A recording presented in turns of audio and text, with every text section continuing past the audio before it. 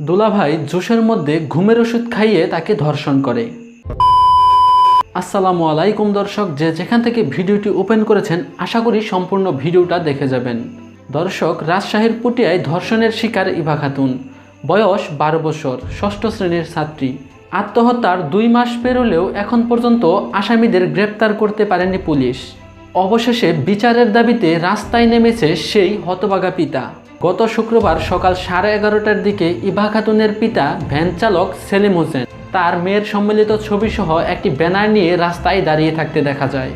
ইভা খাতুনের পিতা গরিব ভ্যান চালক সেলিম হোসেন বলেন, আমার মেয়ে পুটিয়া বালিকা উচ্চ বিদ্যালয়ের 6ষ্ঠ শ্রেণীর মেধাবী ছাত্রী ছিল। সে মারা গেছে 2 মাস পার হয়ে গেছে। লোকমুখে শুনছি আসামিরা মাঝে মধ্যেই তার এলাকাতে প্রকাশ্যে ঘোরাফেরা করে, কিন্তু পুলিশ বলছে তাকে নাকি খুঁজে পাচ্ছে না। আমি গরিব অসহায়, তাই আমার মেয়ের উপর নির্যাতন এবং আত্মহত্যার প্রচারণাকারীদের হয়তো সঠিক বিচার পাবো না, তাই নিজেই মাঠে নেমেছি, রাস্তায় নেমেছি আমার মেয়ের সঠিক বিচার পাওয়ানোর জন্য। কিন্তু পুদিয়া থানার ভারপ্রাপ্ত কর্মকর্তা ওসি রেজাউল ইসলাম বলেন, মামলার তদারকিতে আমাদের কোনো গাফিলতি নেই। আমরা আসামিদের ধরার জন্য বিভিন্নভাবে চেষ্টা করছি, আর ওই পরিবারকে বলা হয়েছে আসামিদের কোনো সন্ধান পেলে সাথে সাথে আমাদের জানাতে।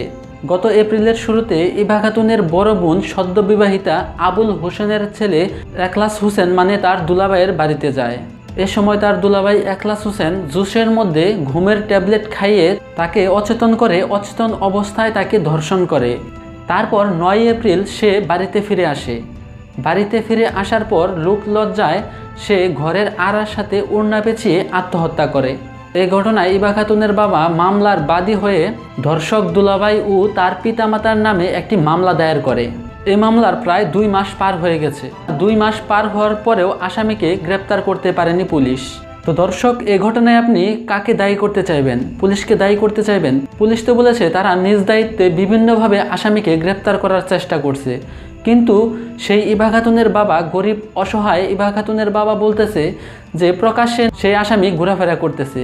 তো দর্শক, এ বিষয়ে আপনার মূল্যবান মতামতটি অবশ্যই কমেন্ট করে জানাবেন।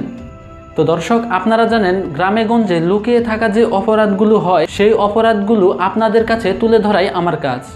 তো দর্শক, ভিডিওটি অবশ্যই শেয়ার করবেন আর ভিডিওতে লাইক দিবেন। আর এরকম বিভিন্ন ধরনের লুকিয়ে থাকা অপরাধগুলো জানতে অবশ্যই আমার চ্যানেলটিকে সাবস্ক্রাইব করবেন। তো এতক্ষণ ধৈর্য সহকারে সাথে থাকার জন্য সকলকে ধন্যবাদ জানিয়ে শেষ করছি আজকের ভিডিও। আল্লাহ হাফেজ।